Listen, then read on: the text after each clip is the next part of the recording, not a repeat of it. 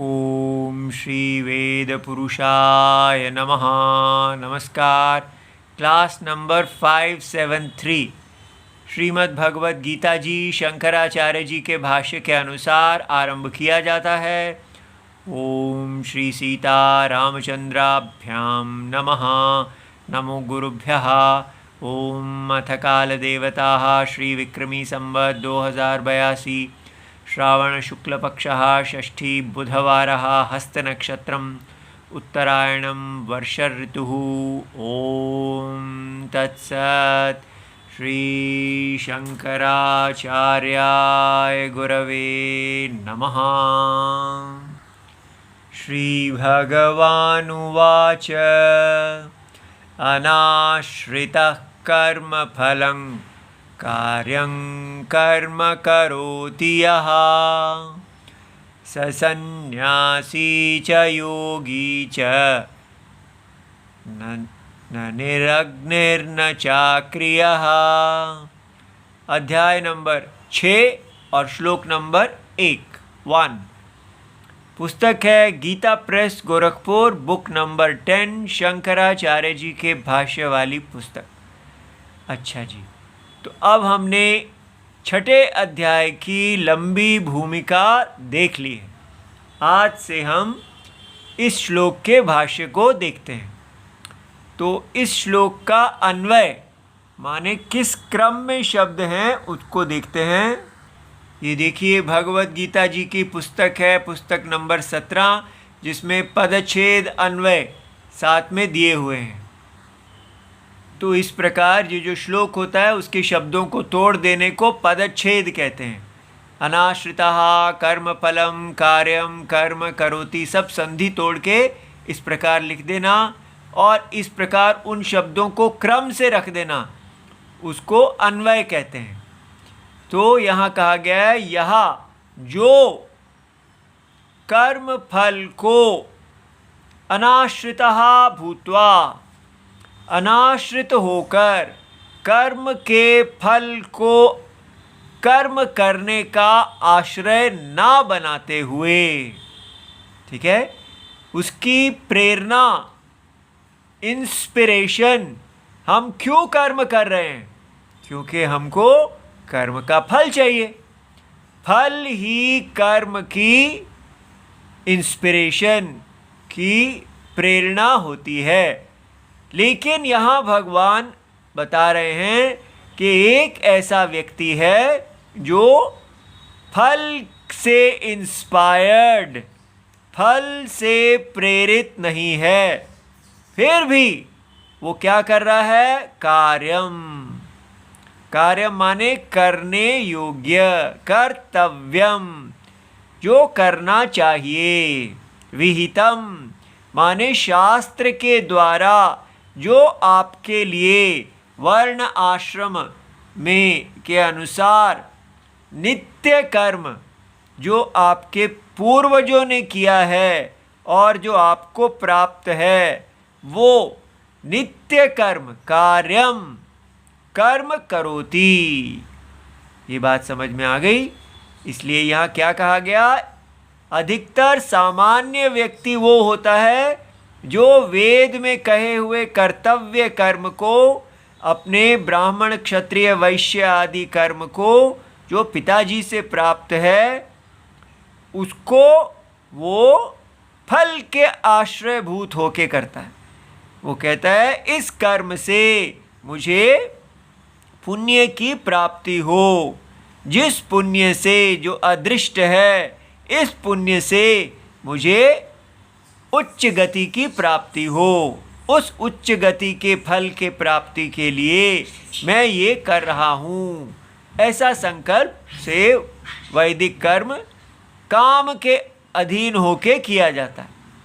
लेकिन यहाँ भगवान कह रहे हैं कि हमारे जो, जिनकी हम स्तुति कर रहे हैं, जिनको हम बड़ा समझते हैं, ठीक है, माने वैदिक कर्म करने वाला व्यक्ति बहुत बड़ा है, लेकिन उससे भी बड़ा वो है जो अपने वेद के द्वारा दिए गए यज्ञ में स्थान जो उसने अनादि काल से अपने कुल में अपने पिता से प्राप्त किया है, तो पीढ़ी दर पीढ़ी जो कर्म पीछे से चला आ रहा है उस कर्म को कर्तव्यम कर्म कहते हैं। उस कर्तव्य कर्म को जो व्यक्ति अनाश्रित बिना फल पर आश्रित हुए करता है, तो भगवान उसकी स्तुति करते हैं, प्रेज करते हैं कि वो सन्यासी है, तो यह करोति सह, वो सन्यासी है च योगी भी है। ठीक है, योगी माने जो व्यक्ति योग के फल को प्राप्त है, क्योंकि अभी तो इसने ये कर्म कर रहे हैं ताकि योग का फल क्या होता है? चित्त का समाधानम, अर्थात हमारा सबका सामान्य चित्त अंतःकरण कैसा होता है? जो सदा बाहर देखता रहता है और जिसके अंदर हमेशा बाह्य वस्तुओं के विषय में, इंद्रियों के विषयों में चिंतनम चलता ही रहता है। हमारा सामान्य चित्त अनकल्टिवेटेड, जिसको अभी हमने संस्कृत शुद्ध नहीं किया है, वो चित्त कैसा है कि उसमें उसने मुझे ये कह दिया, मैंने उसको ये कह दिया, अब मैं ऐसा करूँगा, इस प्रकार हर समय, चाहे आप खाना खा रहे हैं, चल रहे हैं, कार चला रहे हैं, कुछ भी कर रहे हैं, स्नान कर रहे हैं, पूजा कर रहे हैं, कुछ भी कर रहे हैं, मन के अंदर उधेड़ और बुन चलती रहती है। इतनी ज़्यादा चलती रहती है कि रात को लेटते हैं तो भी मन अपना कार्य बंद ही नहीं करता, और उसको रोकने के लिए एक पिल लेनी पड़ती है। ठीक है, इस प्रकार मन जो है वो इतना ज़्यादा हर समय चलता ही रहता है और हमको सब चीज़ें भूलने लग जाती हैं मन, क्योंकि हम हर समय अंदर ही अंदर बातें करते जा रहे हैं। तो वो मन जो सदा अपने माया मृगों का पीछा कर रहा है, राग और द्वेष को देख रहा है, मान और अपमान को देख रहा है, जय पराजय, मेरी जय हो जाए, मैं आगे बढ़ जाऊं, ये सब कंपटीशन, नए नए चीज़ों को सोच रहा है, ऐसा मन जो है वो किसका होता है? जो अभी योगी नहीं बना है। ठीक है, योगी का मन कैसा होता है? जिसके अंदर समाधानम है। कैसा होता है समाधान वाला मन? जिसमें जो मन बाह्य विषयों के बारे में चिंता करता ही नहीं। क्यों नहीं करता? क्योंकि वो सदा ये देखता है कि दुख योनयः एवते, ये सारी इंद्रियों के विषय, ठीक है, ये सब दुख की योनियां हैं। चाहे वो स्त्रियां हैं, चाहे वो बच्चे हैं, परिवार है, नौकरियां हैं, मित्र है, पैसा है, किसी भी चीज़ों के बारे में आपका मन जो सदा चिंतन करता है, मान है, ऊंचे पद हैं, प्रगति है, ये सारी चीज़ें दुख की योनि है। इनके विषय में चिंतन करना बेकार है। तो हम चिंतन करेंगे ही नहीं तो फिर काम कैसे करेंगे? आप अपने स्वधर्म का चिंतन कीजिए कि मेरा इस समय क्या स्वधर्म है। जो आपका स्वधर्म है उतना मात्र मन को प्रयोग कीजिए, उससे आगे नहीं। ठीक है, उसको बोलते हैं यावद अर्थ।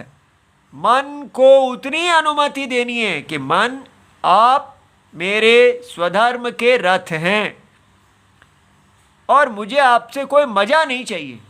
आप कृपया इंद्रियों में जाके मेरे लिए मज़ा मत लाइए। जितने आप मज़े लाएंगे उतना ही मेरा सत्यानाश करेंगे। ठीक है, इसलिए ये संसार जो है इसके मज़े से बच के रहिए। नहीं, जो धर्म के अंदर है वो आप धर्म कीजिए, मज़ा मत कीजिए। धर्म करेंगे तो जो मज़ा आपको मिल जाता है उसमें संतोष कर लीजिए। लेकिन मज़ा मत कीजिए, धर्म का पालन कीजिए। ऐसा होता है हमारा योगी। हमारे योगी केवल धर्म का पालन करते हैं। कर्म फल, उनको धर्म से किसी कर्म फल की इच्छा नहीं है, ना दृष्ट ना अदृष्ट। दृष्ट फल होता है जो उसी समय आपको प्राप्त हो जाता है, और अदृष्ट फल होता है जो कालांतर, देशांतर, जन्मांतर में प्राप्त होता है। दोनों की हमारे योगी को कोई इच्छा नहीं है। तो कैसे हैं ये आपके योगी? जब इच्छा ही नहीं है तो करते क्यों हैं? क्योंकि वो प्यार करते हैं। आप देखिए, लवर्स, माता पिता अगर बच्चों से प्यार करते हैं तो वो ये नहीं कहते कि बेटा हम आप पे इन्वेस्टमेंट कर रहे हैं, आपके आज हम इतने दास बने हुए हैं, सुबह से लेके शाम तक हम यही सोचते हैं कि कैसे आपका कल्याण हो। लेकिन इसलिए नहीं कर रहे कि हम सोचते हैं कि आगे जाके आप हमारे क्या काम आएंगे। आपकी खुशी देखने में ही हमारे को बहुत खुशी होती है, क्योंकि आप हमसे अन्य हो ही नहीं। माता पिता बच्चों में अपने आप को ही देखते हैं, ठीक है? इसलिए वो सदा बच्चों को बढ़ना, तो वो उनको मोह होता है। वो बच्चों में जो उनका मोह है कि ये हम ही हैं, ये हमसे ही निकले हैं, तो वो बच्चों की प्रगति में ही अपनी प्रगति देखते हैं। लेकिन यहाँ पर हमारे योगी जो हैं वो कैसे कर्म करते हैं? क्यों वो अपने क्रिया में लगे हैं? उनकी प्रीति बड़ी विचित्र है। हमारे योगी अपने शरीर को भगवान के महाशरीर के अंदर देखते हैं, इसलिए वो कहते हैं कि ये शरीर मेरा है ही नहीं। देखिए कितनी बड़ी बात है। वो कहते हैं ये शरीर जगत आत्मा नारायण का है, और इस शरीर के अंदर वास करने वाले चिद्रूप आत्मा भगवान नारायण ही हैं, और ये शरीर भी नारायण का, इसमें रहने वाले आत्मा भी नारायण। तो फिर उनका अहंकार भगवान के अहंकार में ही घुल जाता है। ये एक विचित्र प्यार है, जिसमें प्यार करने वाला और जिससे प्यार किया गया है उसमें भेद ही नहीं रहता। जैसे जो नदी गंगा जी में जाके मिलती है वो गंगा ही हो जाती है, इसी प्रकार जो भगवान नारायण में आके मिल जाता है वो भगवान नारायण ही हो जाता है। इसलिए ये हमारे जो योगी हैं जिन्होंने योग फल का प्राप्त कर लिया है, वो कैसे हो गए हैं? वो जैसे नारायण, छोटे छोटे राम राम राम, इतने सारे। हमारे भारत में पूरा भारत ही राम होता था। योग, ये योगी हो जाना माने जैसे इतना प्रेम जो सोचा ही नहीं जा सकता। आप जिस राम से प्यार कर रहे हैं वो राम ही हो गए। अनंत रामों से भरा हुआ हमारा भारत, और ये सारा शरीर सीता। शरीर जो है राम के लिए, सीता राम के लिए है। वो पूरी तरह शरीर जो है वो सीता जी के समान अपने स्वामी पर समर्पित। सोचिए सीता जी क्या कहती हैं? कहती हैं, राम जी मैं आपके साथ वनवास को जाना चाहती हूँ, ताकि आपके आगे आगे चलकर जो आपके पथ में कांटे आने वाले हैं उन सब कांटों को मैं ही धारण कर लूँगी, आपके पैरों में कोई कांटे ना लगें, इसके लिए। अब ये देखिए, ये है हमारा देह। देह इतनी प्यार करने वाली आत्मा को, ये देह सीता और उसमें रहने वाले भगवान राम। ऐसा है हमारे देश में सीता राम जी का स्त्री और पुरुष का प्रेम, समर्पण। राम पूरी तरह देह को व्याप्त, कितना व्याप्त, जैसे जल लहर को व्याप्त होता है, अभेद व्याप्ति, ये अभेद प्रेम है। ऐसा प्रेमी प्रेम जो प्राप्त कर जाता है उसको योगी कहते हैं, ठीक है? तो हमारे योगी जो हैं तो अनाश्रित कर्म फल को हल्का नहीं समझना, ये बहुत बड़ी एम्पावरमेंट है, यही एम्पावरमेंट है।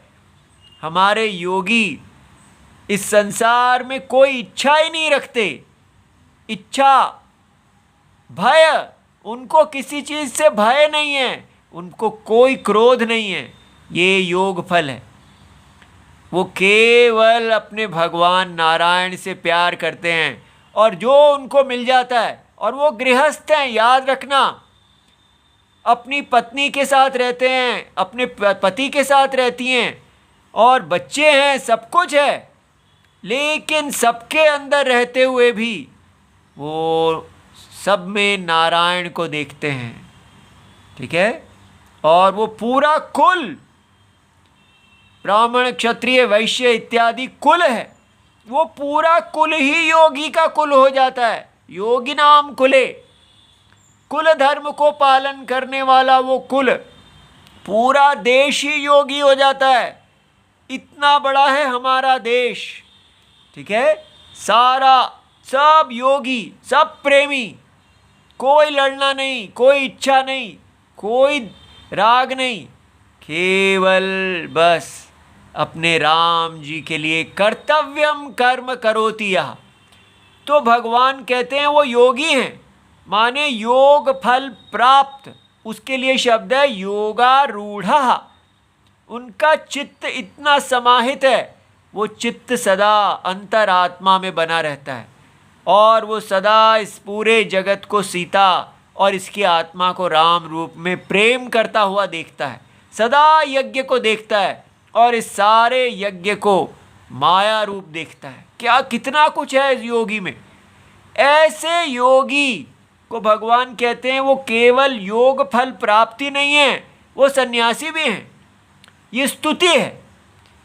अभी स्टार्ट किया योग, उसने ये कार्य आरंभ किया, योग फल भी कहा कि जिसने आरंभ किया वही योग फल प्राप्त है। और योग फल प्राप्त होने के बाद सन्यासी, सन्यासी क्या है, अब वो गृहस्थ आश्रम का त्याग कर देते हैं, अपने स्वधर्म का त्याग करके केवल ध्यान योग, सदा वो अंतरात्मा सत्य आत्मा में बने रहते हैं। पूरी तरह यत्नम, चित्त उनका आत्मा में रहता है और इंद्रियों विषयों में नहीं जाता और उनके प्राण सदा जैसे हैं ही नहीं। ठीक है, और उनका मन सदा अंतरात्मा में, जैसे लहर जल में चली गई। ऐसा सन्यासी, वो कहते हैं जिसने केवल कर्म फल, कर्म योग आज आरंभ किया है, उसी दिन से उसको योगी और सन्यासी मानना चाहिए। ठीक है, तो ये क्या है, साधन को पकड़ने वाले को सिद्ध कहा। जैसे जो बोट पे चढ़ा है और अभी किनारे की तरफ जा रहा है, उसको कहा भाई ये पहुंच गया, क्योंकि ये नौका पर सवार हो गया। तो नौका पर सवार होने वाले को ही पहुंच गया कह रहे हैं भगवान।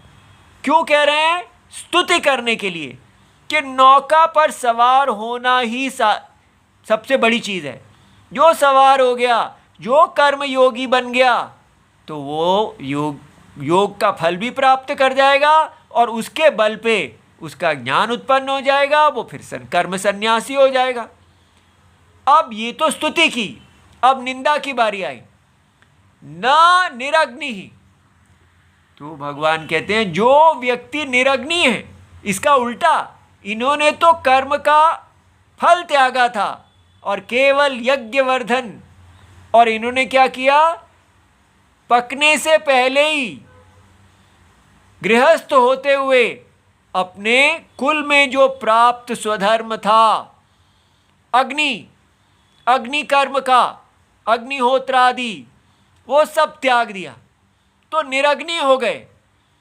तो भगवान ऐसे निरग्नि को कह रहे हैं, ये निरग्नि को कोई योग फल प्राप्त नहीं है, वो योगी नहीं है, वो सन्यासी नहीं है। तो च निरग्नि ही न, जिसने अपने स्वधर्म को त्याग दिया है। भारत में सबसे ज़्यादा निंदा उसकी है जो स्वधर्म को त्याग देता है।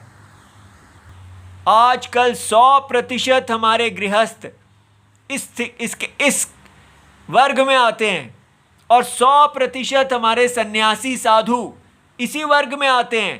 किसी ने स्वधर्म किया ही नहीं है, ना गृहस्थों ने और ना साधु सन्यासियों ने। इसलिए ना हमारे साधु सन्यासी योगी हैं और ना वो सन्यासी हैं। वो क्या हैं? वो निरग्नि हैं और अक्रिय हैं। ठीक है, अक्रिय क्या है? जो क्रियाएं कही गई हैं, जिनको अग्नि की अपेक्षा नहीं होती। ठीक है, तो अग्नि की अपेक्षा रखने वाला जो है वो तो अग्निहोत्र कर्म है। लेकिन तपस्या जब आप कर रहे हैं, ठीक है, व्रतों में निष्ठ हैं, अपने मन को, इंद्रियों को वश में कर रहे हैं, उस समय आपको किसी अग्नि की आवश्यकता नहीं। दान कर रहे हैं, जितना आपको स्वधर्म से प्राप्त है उससे आप योग्य, जिन जिन को दान कहा गया है उनको दान कर रहे हैं, वहाँ अग्नि की आवश्यकता नहीं है। वेद का स्वाध्याय कर रहे हैं, वहाँ अग्नि की आवश्यकता नहीं है। इसलिए ये तो दानम, तपस्या और वेदाध्ययनम ये क्रिया में आता है, और निरग्नि अर्थात अग्नि को तुष्ट करना ये अग्नि में आता है। तो आजकल हम पूरा भारत जिसकी भगवत गीता महानिंदा कर रही है वो बन गए हैं निरग्नि अक्रिया। क्यों ऐसा हो गया? क्योंकि हमको पूरी तरह से केवल बाजारू विद्या दी गई। पूरी तरह हमारा ब्रेन वॉश किया गया है कि ये यज्ञ आदि माने के बाद पूजा कर लेना। जीवन की सफलता क्या है? आपको बनना है, बाजार में जाना है। और कहाँ हमारा देश होता था? आपको यज्ञ का वर्धन करना है। इस यज्ञ पुरुष का वर्धन करते करते भारत सदा से धार्मिक देश रहा। लेकिन अब हमारा देश धार्मिक नहीं, आर्थिक देश बन गया है। हर पिता अपने बच्चे को कहता है, बेटा अर्थ प्राप्ति करो, इकोनॉमिक्स ही सब कुछ है। अगर तुम्हारी इकोनॉमिक्स ठीक है तो सब कुछ ठीक है। लेकिन दशरथ जी ने राम जी को ये नहीं पढ़ाया था। उन्होंने कहा था, बेटा अगर आप स्वधर्म पालन करेंगे, मेरी तरह सत्यव्रत पालन करेंगे, तब आपका कल्याण होगा। ठीक है, हमको वापस वहीं जाना है। ये भगवत गीता जी हमें कोई स्पिरिचुअलिस्ट बनाने के लिए नहीं है, स्वधर्म यज्ञ परायण बनाने के लिए है। अर्जुन को भी भगवान ने यही उपदेश किया कि स्वधर्म नहीं छोड़ना है, कर्म योग और उसके बाद कर्म संन्यास। ठीक है,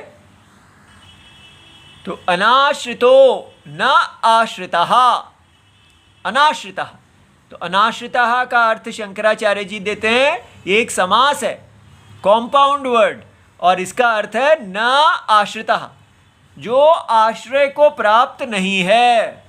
तो भाई कौन है इनका आश्रय? कर्म फलम।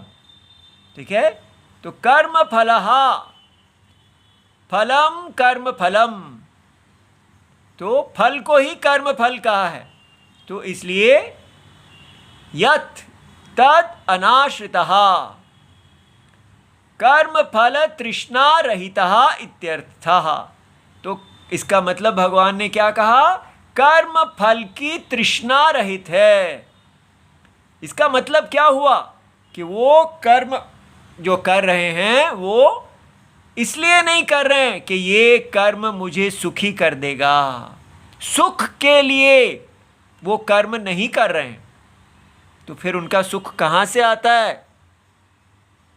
उनको अंतर आत्मा सींचते हैं, अंदर से राम जी उनको प्यार करते हैं, वो सदा राम जी के आलिंगन में रहते हैं। ठीक है, एम्ब्रेस, और वो इतने पूर्ण है, वो उनकी जिह्वा लटकती नहीं है, उनको कोई ब्लैकमेल नहीं कर सकता। उनको कोई कहता है आपकी नौकरी छीन लेंगे, आपकी पदवी छीन लेंगे, आपका इतना नाम है वो छीन लेंगे, कुछ भी छीन लीजिए, जब तक मेरे राम मेरे से नहीं छीनते हैं कोई डर नहीं है। वो एकदम स्वाभिमान में रहते हैं, आनंद से जीते हैं, किसी के आगे सदा भीख नहीं मांगते रहते। लेकिन जो हमारा जीवन है, जिसके पास राम नहीं है, जो राम आश्रित नहीं है, कर्म फल आश्रित है, चाहे वो ऑफिस में जाने वाला हो या वेद के लिए काम करने वाला हो, वो ये कर्म का फल जो है ये हमको एक कुत्ता बना ही देता है जिसकी जिह्वा लटक रही होती है। कर्म फल के आश्रित जीना सबसे अपमानजनक, भयजनक और क्रोधजनक जीवन है। ठीक है। और ये जो व्यक्ति हैं, नो कंप्लेंट, क्योंकि अगर राम जी ने इनको पूर्ण कर दिया है, जैसे राम जी इस माया जगत में रहते हैं सर्वात्मा, ये वैसे ही रहते हैं, माया से इनको कुछ लेना ही नहीं है। कर्म फल तृष्णा रहिता, ये शब्द इतना बड़ा है, ये जान है हमारे भारत की। बार बार आप आगे आगे बढ़ना, आगे बढ़ते हैं करते जाएंगे, लेकिन अगर एक भी शब्द पकड़ लें, कर्म फल तृष्णा रहित कैसे बनते हैं जी? मेरे सामने तो ये सारे लड्डू जलेबी इत्यादि आते हैं तो मेरी तो सारी इंद्रियां ही पागल हो जाती हैं। कैसे कोई कर्म फल तृष्णा रहित बनता है?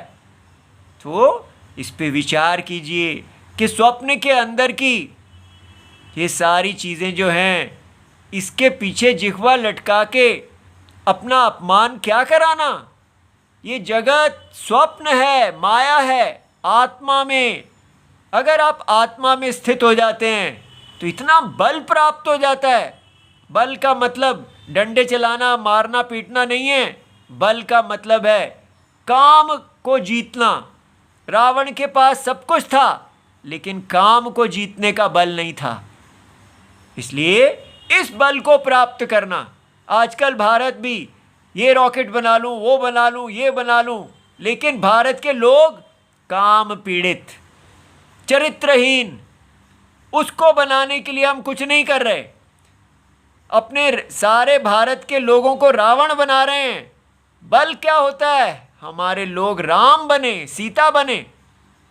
अगर हम राम और सीता हैं तो हम सब कुछ बना लेंगे, क्योंकि हमारे पास धर्म है। इसलिए मेरे पास रॉकेट है, पैसा है, बंगला है, इकोनॉमी है। तुम्हारे पास क्या है? ये मेरे पास राम है। मेरे पास जो कुछ तुम्हारे पास है उसके लिए तृष्णा ही नहीं है। ठीक है, क्योंकि मेरे पास राम है। ये समझना चाहिए, ये बल है। यो ही कर्म फल तृष्णावान। अब भगवान देखिए, जिसमें कर्म फल की तृष्णा होती है, स कर्म फलम आश्रिता, उसको कहते हैं कि इसका एक्शन कर्म फल पे आश्रित है। अगर इसको सैलरी नहीं मिलेगी तो ये काम नहीं करेगा। तो फिर ये बिना सैलरी के काम क्यों करता है? भाई ये बिना सैलरी के काम नहीं कर रहा।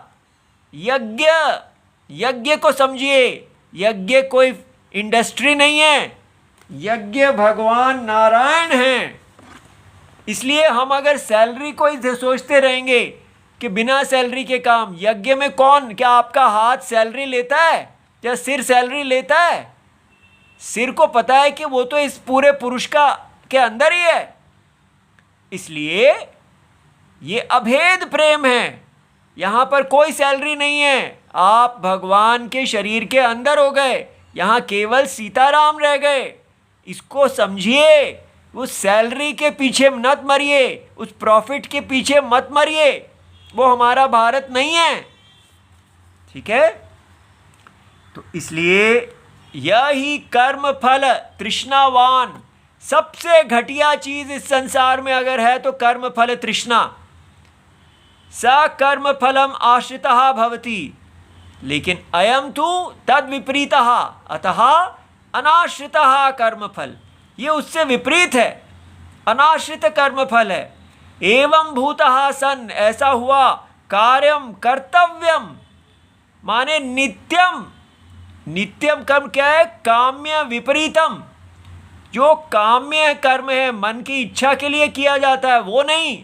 जो नित्य कर्म है, जो कर्तव्य है, जो वेद से प्राप्त है, जो आपके कुल में सबने किया है पूर्वजों ने, वो क्या है? अग्निहोत्रादिकम करोति निर्वर्तयति, उसको पूरा करता है।